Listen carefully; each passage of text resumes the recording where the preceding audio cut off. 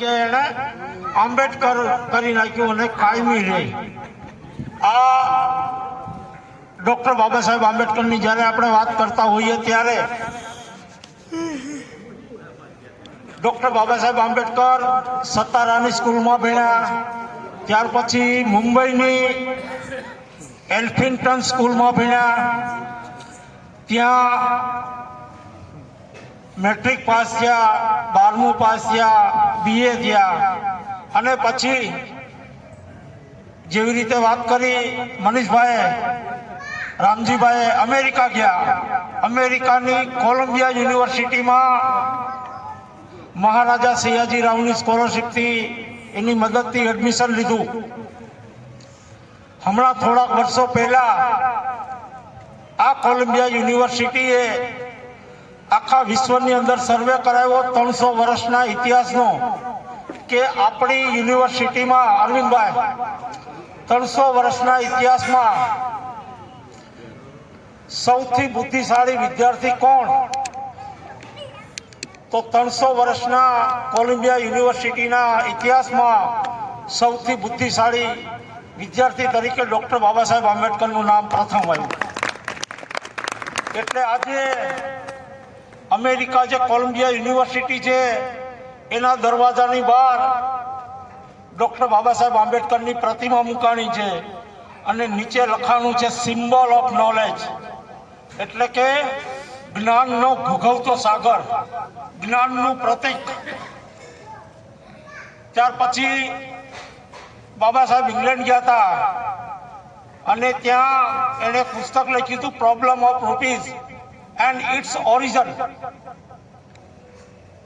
એ પુસ્તકના આધારે 1 એપ્રિલ 1935ના દિવસે આખા દેશની જે આપણી જે આર્થિક વ્યવસ્થા છે એને સંભાળતી જે બેંકો છે ને, અહીંયા આપણા મિત્ર વિપુલભાઈ બેઠા છે બેંકમાં અધિકારી તરીકે,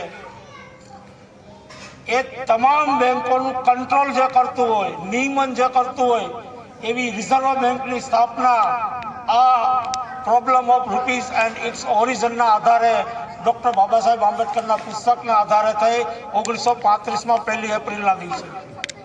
એટલે આપણા માટે પણ એ ગૌરવની વાત કહેવાય કે આવા મેધાવી પુરુષના એક પુસ્તકના આધારે આ રિઝર્વ બેંકની સ્થાપના થઈ. ડૉક્ટર બાબા સાહેબ આંબેડકર અહીંયા ઓબામા આવ્યા ત્યારે એણે કીધું કે જો અમેરિકામાં જન્મ હોત તો અમે ઉગતો સૂરજ આને કે. ઇંગ્લેન્ડની રાણીએ કીધું કે આ ભારતમાં જન્મ છે, પણ જો આ ઇંગ્લેન્ડમાં અથવા વિશ્વના કોઈ બીજા દેશમાં જો બાબા સાહેબ આંબેડકર જન્મ હોત તો આ વિશ્વ નેતા હોત. નેલ્સન મંડેલા આવ્યા ભારતમાં. મને ભારતમાં જો કોઈ વસ્તુ લઈ જવાની ઈચ્છા થતી હોય, લઈ જવા જેવું લાગતું હોય તો ફક્ત ને ફક્ત ડૉક્ટર બાબા સાહેબ આંબેડકરે લખેલું બંધારણ છે એ હું લઈ જવા માંગુ છું. બરાબર? તો આ ડૉક્ટર બાબા સાહેબ આંબેડકરે 32 ડિગ્રીઓ મેળવેલી. ભાનુભાઈ, કેટલી? 32 ડિગ્રીઓ મેળવેલી. અને એમાં એક ડિગ્રી છે DSc, ડૉક્ટર ઓફ સાયન્સ. હવે એ DSc ભણવું એટલે 8 વર્ષ થાય. કેટલા વર્ષ અરવિંદભાઈ? 8 વર્ષને doctor Baba Saheb આંબેડકરે course degree 2.5 વર્ષમાં પ્રાપ્ત કરી. 2 જ વ્યક્તિ DScની ડિગ્રી આ દેશની અંદર લીધી છે. 2 જ વ્યક્તિએ આ દેશની અંદર DScની ડિગ્રી લીધી છે. એક KR નારાયણ અને બીજા ડૉક્ટર બાબા સાહેબ આંબેડકર, અને બંને દલિત. આપણા માટે ગૌરવની વાત છે. 32 ડિગ્રીઓ અને 9 ભાષાઓના જાણકાર, બંને હાથે લખે, અસ્ખલિત રીતે લખી શકે, 9 ભાષાઓના જાણકાર.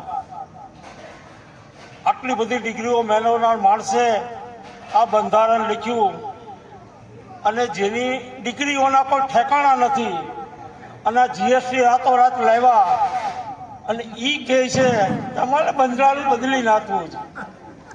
વિચાર તો કરો તમે, આ GST આવ્યા 700 વખત બંધારણ બદલ્યું. અરે 700 વખત GST ફેરફાર કર્યા અને એ કે અમારે બંધારણ બદલવું, હું એની તાકાત છે, હું એની ઓકાત છે, બરાબર? તો આ એવા આપણા ડૉક્ટર બાબા સાહેબ આંબેડકર, જેને ભારત સરકારે વીપી સિંહની સરકાર વખતે 1990માં ભારત રત્નનો ખિતાબ આપ્યો છે કે આ ભારતનું રતન છે. 1990માં 40 વર્ષ પછી ભારત રત્નનો ખિતાબ આપ્યો. પણ હું એવું સમજુ છું કે આ બાબા સાહેબનું ભારત રત્ન આપીને સન્માન નથી, પણ આ ભારત રત્ન બાબા સાહેબને આપ્યો એટલે ભારત રત્નનું સન્માન છે. ખરેખર તો આ વિશ્વ રત્ન છે, બરાબર?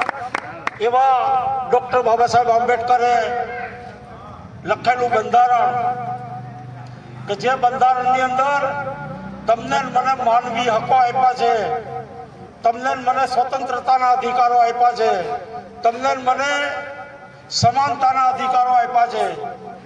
2 વર્ષ 11 મહિના અને 18 દિવસ સુધી સતત 15-16 કલાક ડૉક્ટર બાબા સાહેબ આંબેડકરે આ બંધારણ લખવામાં વિતાવ્યા છે.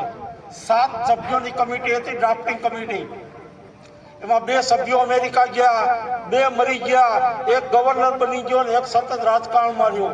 એટલે 99% જો કોઈએ બંધારણ લખ્યું હોય તો ડૉક્ટર બાબા સાહેબ આંબેડકરે લખ્યું છે, બરાબર? આ બંધારણની અંદર તમને મને કે જ્યાં ગામની બહાર આપણે રહેતા હતા